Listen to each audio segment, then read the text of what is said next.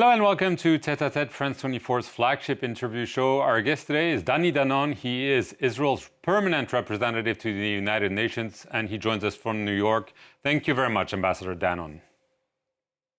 Thank you for having me, Mark. I want to begin with the situation in Lebanon. Israel has issued an unprecedented warning to all inhabitants to evacuate Beirut's southern suburbs. It's a stronghold of Hezbollah.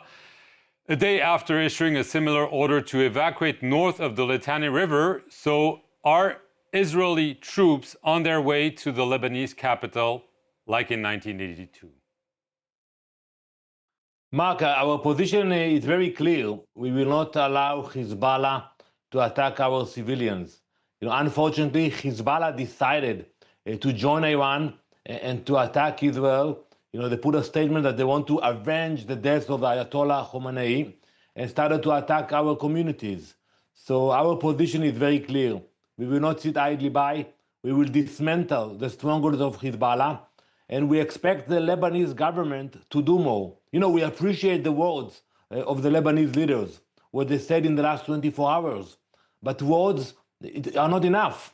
We expect to see actions. We expect to see troops on the ground pushing away Hezbollah, and it's not happening.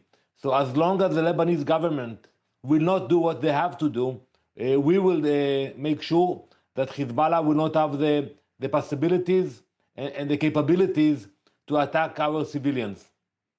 But does that include possibly a ground invasion and eventually going as far as Beirut?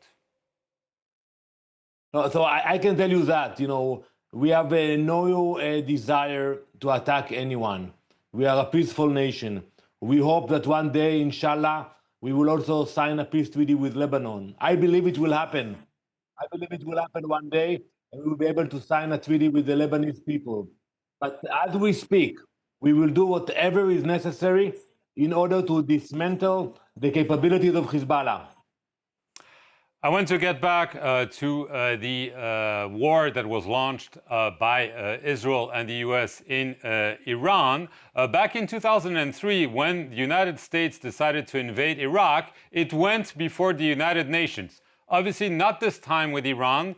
The United Nations Secretary General Antonio Guterres said the US and Israeli airstrikes violate international law, including the UN Charter. Why does Israel and why does the United States violate international law? So we have an ongoing conflict with Iran for the last 47 years. It's an ongoing war.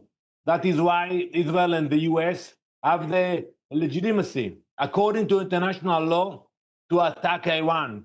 They attacked us so many times through the proxies. They tried to assassinate the US president twice, and we have seen the vicious attacks against so many countries today in the region. So when you have a war regime who attacks civilians, who pays billions to the proxies, it is legitimate to attack and neutralize that threat. And that's exactly what we are doing now. And I think what we saw, Mark, in the last 24 hours, that the Iranians attacking the Gulf countries, Cyprus, Turkey, they are out of control. They are in desperation. And I think today everyone understands that this threat must be neutralized. One of the reasons given was Iran's nuclear program. However, it had been set back, even quote-unquote obliterated, according to Donald Trump, back in the 12-day war last June. And now we're hearing about the nuclear threat. It's difficult to understand what kind of threat there is if it was obliterated just a few months ago. Mark, we expected that after the operation in the summer, Iran will get the message, that they will recalculate their possibilities and will understand that they cannot continue with the nuclear ambitions. It did not happen. They continued to lie. And I will give you a few examples. One of them, they are hiding the nuclear capabilities. Why to hide it if it's for peaceful purpose? They don't allow inspectors to come in. That's another sign. And the last part is the uranium. Why you need to enrich uranium to the level of 60% if you say it's peaceful? No one in the world is using 60% enriched uranium for peaceful purposes. And you know, the last thing, which I think is the most important one, is the fact that they wanted to weaponize the ballistic missiles, to actually assemble the nuclear warheads on the ballistic missiles. We decided not to wait for that moment. You're saying that this will not stop until the objectives are met. However, what are the objectives? What's the end game? Obviously, Ayatollah Khamenei is not there anymore. Is it a Venezuela-like scenario? Is it acceptable to Israel? Someone from the regime replacing the leader who is now not there anymore? Or something else? You know, our goals of the operation are very clear. President Trump said it so many times, and I will repeat it. We will make sure they don't have nuclear capabilities. We will deal with the ballistic missile threat. And that is a real threat. You know, when you have thousands of ballistic missiles, it can pose a threat similar to a nuclear bomb. The proxies will not be able to threaten Israel like they used to do in the past. And the last point, I think, is to give a hope for the Iranian people. Hopefully, they will be able to take the future to build a different future for the Iranian people. The Secretary of State, Marco Rubio, said he qualified the Iranian threat as imminent. He justified it by saying Israel was about to strike, and so Iran would hit back at U.S. bases of interest in the region. This has been interpreted, especially in some MAGA circles, as an open admission that this is not Donald Trump's war, but that this is Bibi's Netanyahu war and that the U.S. is fighting for Israel. You know, I have been in diplomacy for many years, Mark, and I haven't seen the level of cooperation between Israel and the U.S.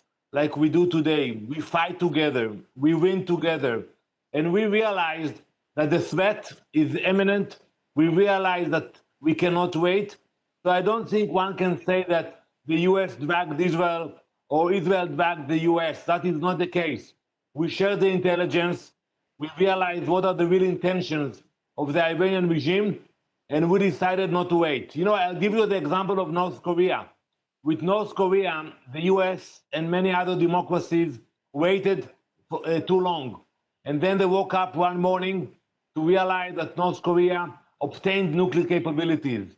We didn't, and we cannot be in the same position with Iran.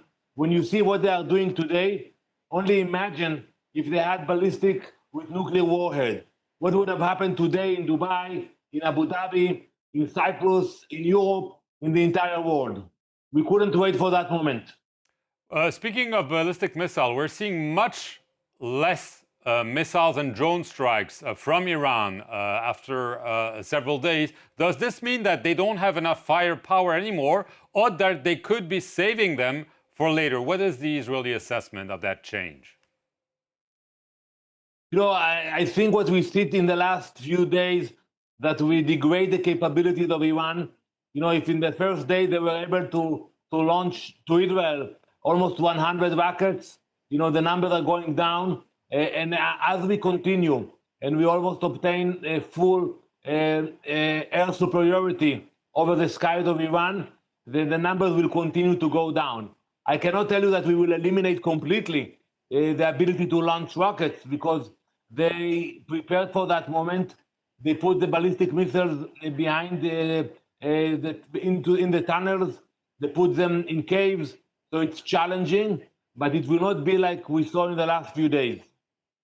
Last issue, there's a lot of talk recently about Kurdish Iranian groups being activated and armed by the Mossad, by the CIA, to fight in their region and help destabilize the regime. Donald Trump apparently spoke to some of their leaders. Can you tell us what Israel and the US goal is vis-a-vis those groups and what it could mean in Iran? We believe that the people of Iran must take their future in their own hands. We will create the conditions that will allow them to move forward, to build a better future. It's not only the Kurds, it's the people of Iran. And I want to take this opportunity and to speak to them directly, and to tell them, Mardumei Iran, the people of Iran, be brave, be strong. Take the future in your hands. You can do it. The world is supporting you. The world is praying for you. But Ambassador Danon, the last time they did so, a few weeks ago, they got massacred. Why would they do this today? They should look up in the sky and see the Israeli pilots and the American pilots and understand that today is different. Today, the world did not stay silent. The world acted, and they see what's happening today in Iran. They prayed for that day for generations.